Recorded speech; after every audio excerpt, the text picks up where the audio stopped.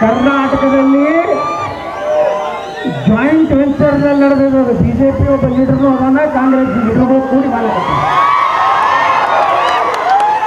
ಇವತ್ತ ಈ ಜನ ನೋಡಿ ಹತಾಶೆ ಆಗಿಬಿಟ್ಟಾರೆ. ಕರ್ನಾಟಕದ 2028ಕ್ಕೆ JCB ಸರ್ಕಾರ ಕರ್ನಾಟಕ ಬರ್ತದೆ.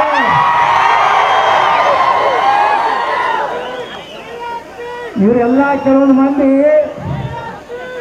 ಕೆಲವೊಂದು ಗೃಹ ಮಂತ್ರಿಗಳು ಇದ್ರು, ಅವ್ರು ಏನೂ ಮಾಡಲಿಲ್ಲ. ನಮ್ಮ ಪಕ್ಷ ಇತ್ತು, ಕಠಿಣ ಕ್ರಮ ಕೈಗೊಳ್ಳಲಾಗುವುದು ತೆಗೆದು ಬಿಟ್ಟರೆ ಮತ್ತೇನು ಸುಧಾರಣೆ ಮಾಡಲಿಲ್ಲ.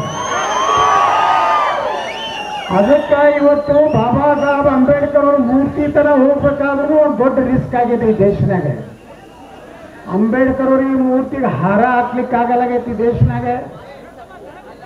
ದಾವಣಗೆರೆಯಲ್ಲಿ 2 ಗಣಪತಿಗಳಿಗೆ ಕಪ್ಪು ಅರಿಬಿ ಹಾಕಿ, ಮಸೂದಿ ಮುಂದೆ ಕಪ್ಪು ಅರಿಬಿ ಹಾಕಿ ಒಯ್ಯುವಂತ ಪರಿಸ್ಥಿತಿ ದಾವಣಗೆರೆ SP DC ಪರ್ಮಿಷನ್ ಕೊಟ್ಟಿಲ್ಲ.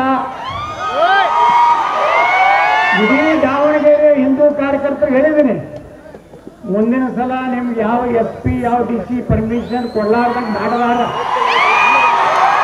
ಆ ಮಂತ್ರಿ ಯಾರದಾರ ಅವ್ರ ಮನೆಯವರು ಎಲ್ಲರಿಗೂ ಬರೀ ಸಾಪ ಹೊಟ್ಟಬೇಕು, ಹಿಂದೂಗಳು ಒಂದು ಓಟ್ ಹಾಕ್ಬಾರ್ದು. ಎಷ್ಟು ದಿವಸ ಈ ದೇಶದಾಗ ಉಲ್ಲೇಖ ಮಾಡೋದು.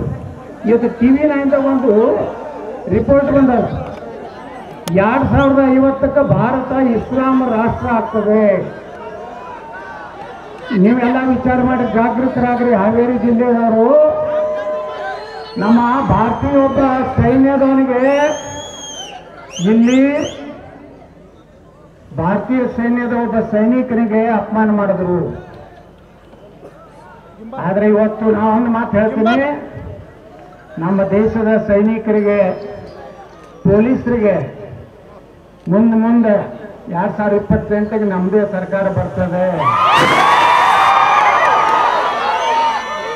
ಪೊಲೀಸರಿಗೆ ಕೈ ಮಾಡಿದ್ರೆ, ಸೈನಿಕರಿಗೆ ಕೈ ಮಾಡಿದ್ರೆ ಅಲ್ಲೇ ಡಮ್. ಪೊಲೀಸ್